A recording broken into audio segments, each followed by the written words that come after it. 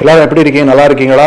மீண்டும் ஒரு சுவையான தகவலோடு உங்களை சந்திப்பதில் மற்ற மகிழ்ச்சி. உங்கள் நேரத்துக்கு நன்றி. எப்பொழுதும் செல்வதுதான் தமிழக அரசியல், தேசிய அரசியல், கல யதார்த்தங்களை பற்றி அறிந்து கொள்ள கட்டாயமாக நம்ம சேனலை சப்ஸ்கிரைப் பண்ணுங்கள். உங்கள் நேரம் வீண் போகாது. பாஜகவின் அண்ணாமலை கணக்கு அப்படின்னு ஒரு தலைப்பை பற்றி பேச போகிறோம். இதுகாரம் வரை அரசியல் ரீதியாக அல்லது அண்ணாமலைக்கு என்ன விதமான ஆதரவு தமிழகத்தில் இருந்து கூடியிருக்கிறது, அது மட்டுமல்லாமல் பாஜக என்ன காரணத்திற்காக பாஜகவுடைய தேசிய தலைமை அண்ணாமலை போன்ற ஒருவரை தமிழகத்திலே பாஜக தலைவராக்கி கட்சியை இங்கே வளர்க்க திட்டமிட்டிருக்கிறது என்பதை பார்த்திருக்கிறோம். இப்போ அதிலே ஒரு மாறுபட்ட கண்ணோட்டத்தை பார்க்கிறோம். அந்த கண்ணோட்டத்தினுடைய வெளிப்பாடு தான் இங்கே திராவிட கட்சிகளாகட்டும், குறிப்பாக திமுக ஆகட்டும், அதிமுக ஆகட்டும், அல்லது இங்க இருக்கிற ஊடகங்கள், திராவிடியன் மீடியா அப்படின்னு சொல்லலாம். ஏன்னா இங்க பெரும்பாலும் தமிழ்நாட்டில் உள்ள ஊடகங்கள் திராவிட கட்சிகளுடைய, குறிப்பாக ஆளும் கட்சியினுடைய ஆதிக்கத்திலே ஆளுங்கட்சிக்கு எந்த விதமான ஒரு எதிர்ப்பும் தெரிவிக்க இயலாத ஊடகங்கள் தான் இங்கு பெரும்பாலும் இருக்கின்றன என்பது நாம் எல்லோரும் அறிந்ததே. அந்த ஊடகங்கள் தொடர்ந்து நாளொரு மேனியும் பொழுது வண்ணமும் அண்ணாமலை என்ற ஒரு தனிநபரையும், அண்ணாமலை என்ற பாஜக தலைவரையும் எப்படி தாக்குதல் நடத்தி கொண்டிருக்கின்றன, தனிமனித தாக்குதல் நடத்தி கொண்டிருக்கின்றன. அது மட்டுமில்லாமல் ஆரம்பத்தில் திமுகவும் அதற்கு பின்னர் சமீப காலமாக அதிமுகவுமே கூட அப்படிப்பட்ட ஒரு தாக்குதல்களை தொடுத்து கொண்டு இருக்கின்றன. எதற்காக இப்படி தாக்குதல் தொடுக்கின்றன அப்படி பற்றி ஒரு மாறுபட்ட கண்ணோட்டத்திலே பார்ப்போம். கடைசி வரைக்கும் பாருங்க, உறுதியாக இந்த கருத்து கண்ணோட்டம் உங்களுக்கு பிடிக்கும்.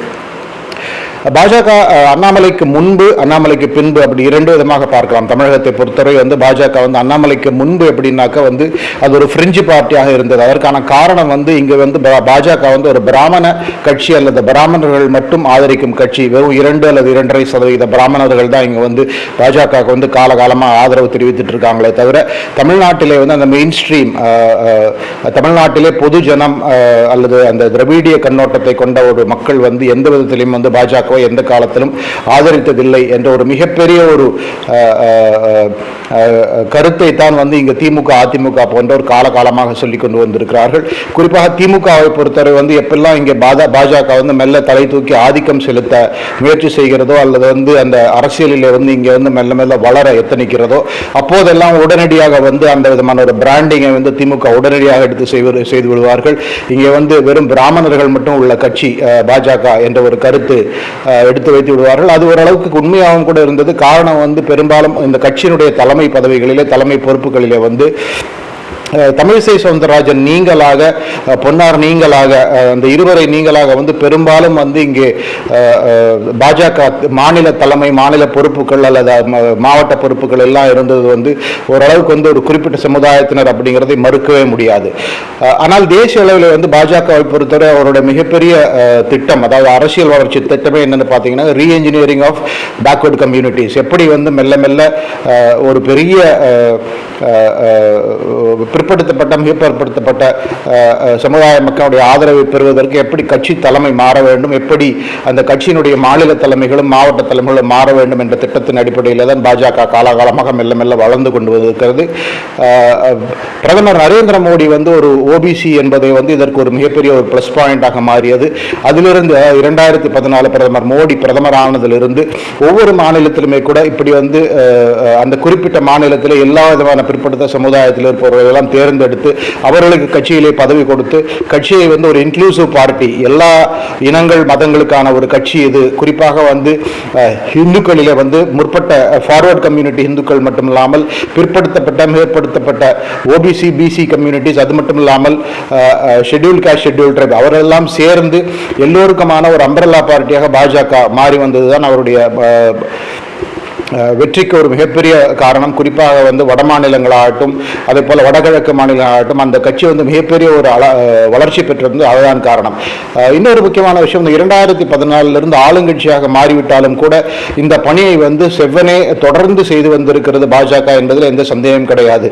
சாதாரண எதிர்கட்சியில் இருக்கும்போது எதிர்கட்சியிலிருந்து ஆளுங்கட்சியாக மாற வேண்டிய ஒரு கட்சி தான் இந்த மாதிரி மாற்றங்களை செய்வார்கள்.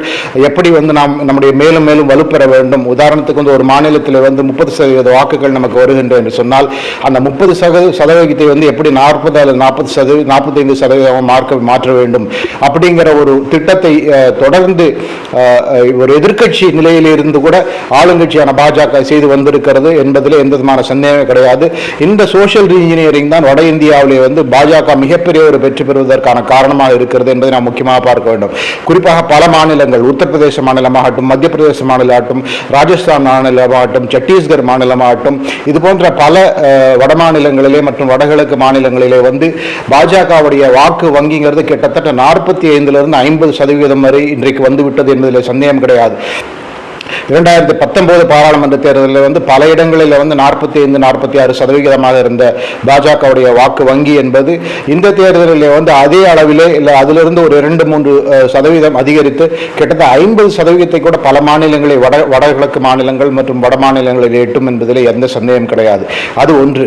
இன்னொன்று, வடகிழக்கு மாநிலங்களை பொறுத்தவரை வந்து அந்த எப்படி ஜாதி பிரிவினைகள் இருக்கின்றனோ அதே போல மதம் சார்ந்த அல்லது ரிலிஜியஸ் மெஜாரிட்டி மைனாரிட்டி கான்ஃபிளாகரேஷன் என்று சொல்வார்கள். அது வந்து வடகிழக்கு மாநிலங்களில் அதிகம்.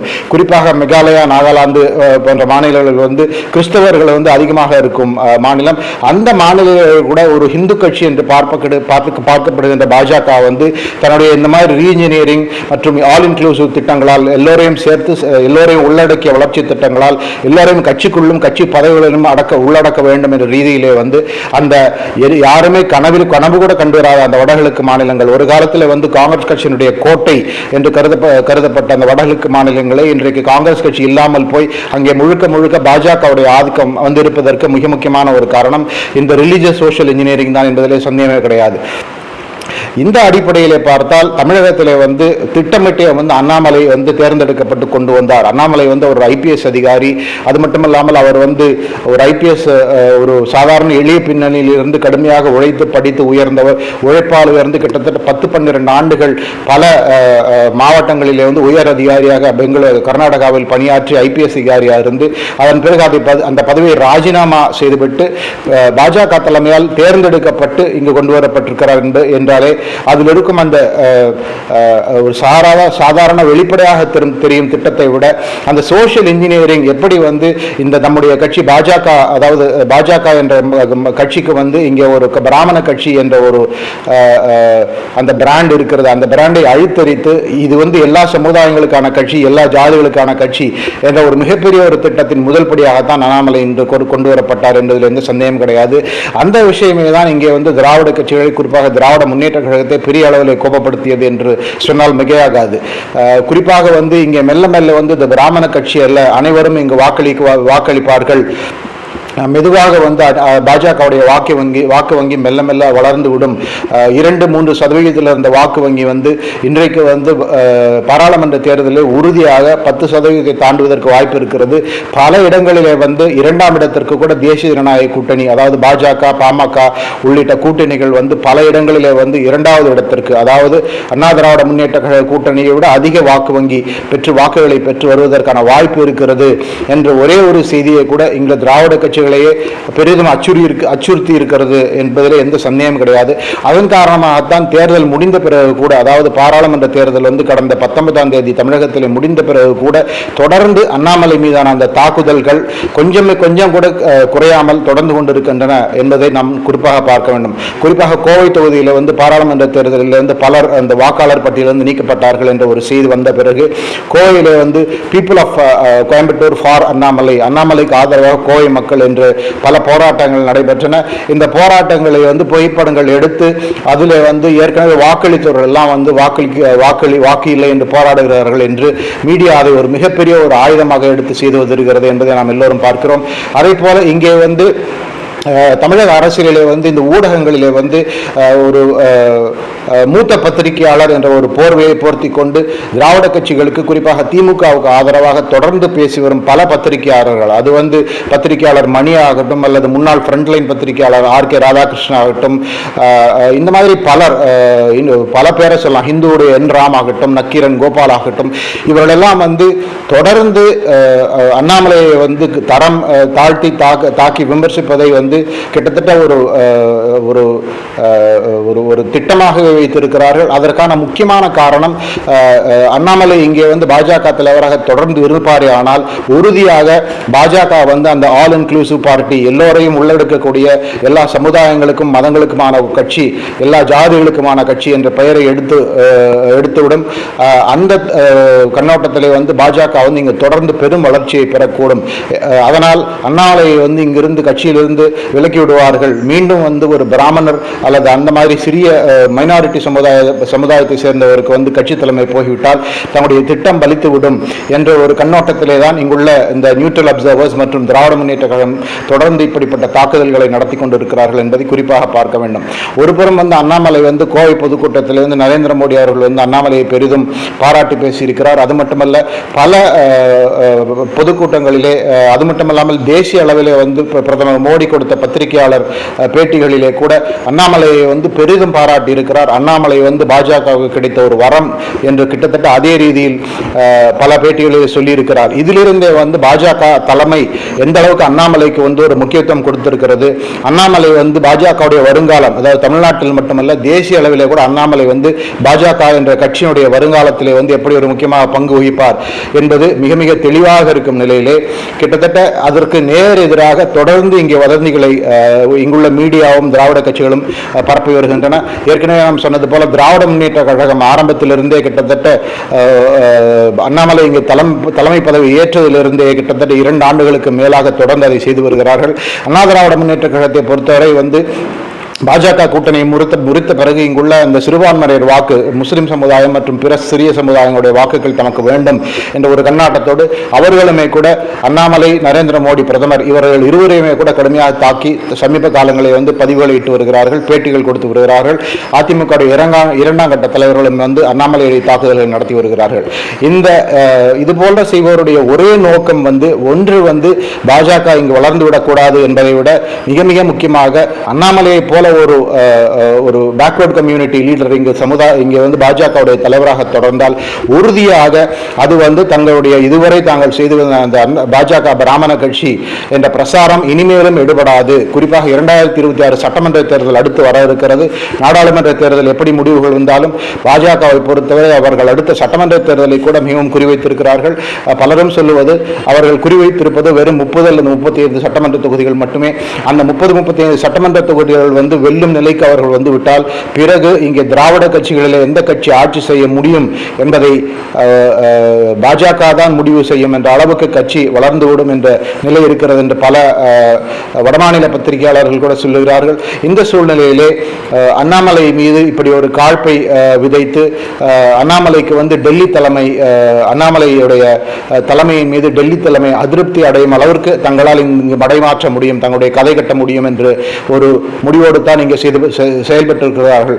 ஆனால் பாஜகவை பொறுத்தவரை பாஜக அண்ணாமலையை கொண்டு வைத்துள்ள திட்டம் வந்து இங்கு வந்து அனைவருக்கான கட்சி, சிறுபான்மையினருக்கான கட்சி அல்லது பிராமணருக்கான கட்சி பாஜக என்ற ஒரு பிரச்சாரத்தை வந்து மனதிலே வைத்துக் கொள்ளாதீர்கள். இது வந்து அனைத்து ஜாதி மதங்களுக்கான கட்சி, அனைத்து மக்களுக்கான கட்சி, குறிப்பாக பிற்படுத்தப்பட்டவர்கள், மிக பிற்படுத்தப்பட்டவர்கள், backward and other backward communities, schedule caste, schedule tribe, அப்படி வட மாநிலங்களை வந்து எப்படி அனைவரையும் ஒருங்கிணைத்து பாஜக ஒரு பெரிய கட்சியாக வளர்ந்து வருகிறதோ அப்படித்தான் இங்கேயும் பாஜக வந்து தொடர்ந்து வளரும், அதில் எந்த விதமான சந்தேகம் வேண்டாம் என்ற ஒரே செய்தி தான் அண்ணாமலை இங்கே தலைமையிலே தொடர்வார் என்பதற்கான செய்தி. அண்ணாமலை ஒருவேளை மத்திய அமைச்சராக ஆகும் வாய்ப்பு இருந்தால் கூட உறுதியாக இதை மனதில் வைத்துக்கொண்டே கட்சி வளர வேண்டும், கட்சி பலம் பெற வேண்டும் என்ற ஒரே நோக்கத்தோடு அவருக்கு முக்கியமான பதவி கொடுக்கப்படலாம் என்பதில் எந்த சந்தேகம் கிடையாது. ஒருவேளை அண்ணாமலை தோற்றுவிட்டாலும் கூட உறுதியாக 2026 சட்டமன்ற தேர்தல் வரை இங்கே அவர் களமாடுவார் என்பதில் எந்த சந்தேகம் இல்லை. பல மாநிலங்களில் வந்து தேர்தல் பிரச்சாரத்திற்கு நட்சத்திர பேச்சாளராக அண்ணாமலை இருக்கிறார். கேரளா சென்றார், அதற்கு பிறகு கர்நாடகாவில் பெரிய அளவில் பிரச்சாரம் மேற்கொள்கிறார். இந்த 2 கட்ட வாக்குப்பதிவு முடிந்த பிறகு வாக்குப்பதிவு நடக்காத அடுத்த 4-5 கட்டங்கள் உள்ள மாநிலங்களிலே, வட மாநிலங்களில் கூட அண்ணாமலை பிரச்சாரம் செய்ய போக இருக்கிறார். இருக்கிறார். இவையெல்லாம் அண்ணாமலை வந்து பாஜகவுடைய வருங்காலத்தில் வந்து ஒரு மிகப்பெரிய மையப்புள்ளியாக இருப்பார், ஒரு முக்கியமான இளம் தலைவராக இருப்பார் என்பதில் எந்த சந்தேகம் இல்லை என்பதை குறியிட்டு காட்டுகின்றன. இங்குள்ள திராவிட கட்சிகள் என்ன பிரசாரம் செய்தாலும், அதே போல இங்குள்ள அந்த நியூட்ரல் அப்சர்வர்ஸ், மூத்த பத்திரிகையாளர்கள் என்ன கருத்துக்கள் எடுத்து வைத்தாலும் அவையெல்லாம் வெறும் கட்டுக்கதைகளாக இருக்குமே தவிர உண்மையின் அடிப்படையிலான செய்திகளாக அவை இருக்கவே இருக்காது என்பதை தான் நாம் குறிவித்து பார்க்க வேண்டும். பாஜகவை பொறுத்தவரை அண்ணாமலை வந்து அவருடைய சோஷியல் ரீஇன்ஜினியரிங் திட்டத்தினுடைய ஒரு பகுதி என்பதை நாம் முக்கியமாக பார்க்க வேண்டும். அதை அறியாமல் அந்த சோஷியல் இன்ஜினியரிங் என்ற பாஜகவுடைய அந்த ஸ்ட்ராட்டஜியை பற்றி தெரியாதவர்கள் தான் பலரையும் பேசிக் கொண்டிருக்கிறார்கள் என்பதை மிக மிக முக்கியமாக பார்க்க வேண்டும். உங்கள் நேரத்துக்கு மிக்க நன்றி. பாராளுமன்ற தேர்தல் முடிவுகள் வரும்போது அண்ணாமலையுடைய வளர்ச்சி அடுத்து எப்படி இருக்கும் என்று நாம் பார்ப்போம். கட்டாயம் இந்த வீடியோ ஷேர் பண்ணுங்க, லைக் பண்ணுங்க, சப்ஸ்கிரைப் பண்ணுங்க. மீண்டும் வேறொரு தகவலோடு நான் சந்திக்கிறேன். மிக்க நன்றி.